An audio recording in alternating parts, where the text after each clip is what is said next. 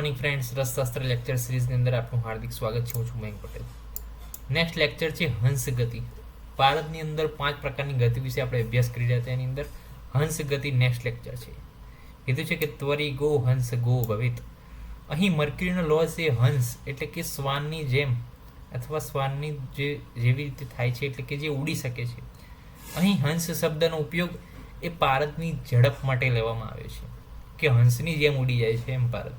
જુદા જુદા પારદ કર્મો જેવા કે ટ્રાઇચ્યુટેશન છે, લેવિગેશન છે, જ્યારે આપણે એને ખલ્વયંત્રની અંદર આ પ્રકારની પ્રક્રિયાઓ દરમિયાન નાખીએ છીએ અથવા તો સાફ કરતી વખતે પારદને એક પાત્રમાંથી બીજા પાત્રમાં લેતી વખતે જે પારદનો લોસ થાય છે, જે પારદ ઉડી જાય છે, એ પારદને શું કહે છે? એ પારદની આ ગતિને હંસ ગતિ તરીકે સૂચવવામાં આવી છે. એટલે હંસ ગતિને કહેવામાં આવી છે કે ત્વરી ગો હંસ ગો ભવે. તેમ ત્વરી ગો હંસની જેમ ત્વરિત ગતિ જેની થાય છે પારદની, એ પ્રકારે પારદની ગતિ થાય છે. મર્ક્યુરીનો લોસ હંસની જેમ થાય છે. હંસ શબ્દનો ઉપયોગ એ પારદની જે છે ઝડપ માટે લેવામાં આવ્યો છે. અને ટ્રાઇચ્યુરેશન કરતા દરમિયાન, લેવિગેશન કરતા હોય જ્યારે ખલ્વયંત્રની અંદર નાખીએ, એક પાત્રમાંથી બીજા પાત્રમાં નાખીએ અથવા વોશિંગ કરીએ ત્યારે જે છે પારદનો જે લોસ થાય છે, તે પારદના લોસને હંસ ગતિ તરીકે આપણે અહીંયા વર્ણન કર્યું છે. નેક્સ્ટ ગતિ છે મલ ગતિ. મલ ગતિ કીટ ગતિ. મલ એટલે ફિઝિકલ અને કેમિકલ ઇમ્પ્યોરિટીઝ ઓફ ધ પારદ. મલનો મતલબ શું છે? ફિઝિકલ અને કેમિકલ ઇમ્પ્યોરિટી જે પારદની અંદર રહેલી છે. એટલે શોધન અને અષ્ટ સંસ્કાર દરમિયાન પારદનું મર્દન એ ચોક્કસ ઔષધ સાથે કરવામાં આવે છે અને પછી તેને પાણી અથવા કાંજીથી શું કરવાનું? ધોવામાં આવે છે.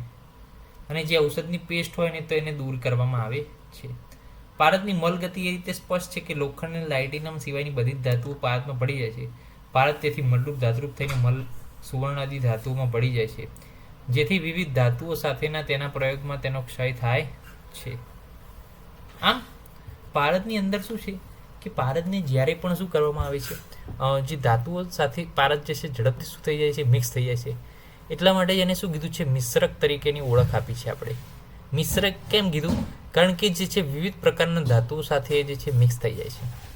તો આ જે મિક્સ થઈ જાય છે ને એની અંદર જે ઇમ્પ્યોરિટી જે જોવા મળે છે, અને આ પ્રકારની જે ગતિ છે પારદની મિક્સ થવાની, એને શું કહેવામાં આવે છે?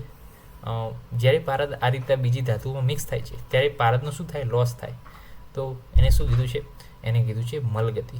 કે પારદ જે છે મલ સ્વરૂપે કોઈ ધાતુની અંદર સમાવે છે ત્યારે જે છે એની મલ ગતિ તરીકે ઓળખવામાં આવે છે. તો નેક્સ્ટ લેક્ચરની અંદર ધૂમ ગતિ અને જીવ ગતિ વિશે અભ્યાસ કરીશું. ત્યાં સુધી જય હિન્દ, જય ભારત, જય આયુર્વેદ, જય ધન્વંતરી. નમસ્કાર.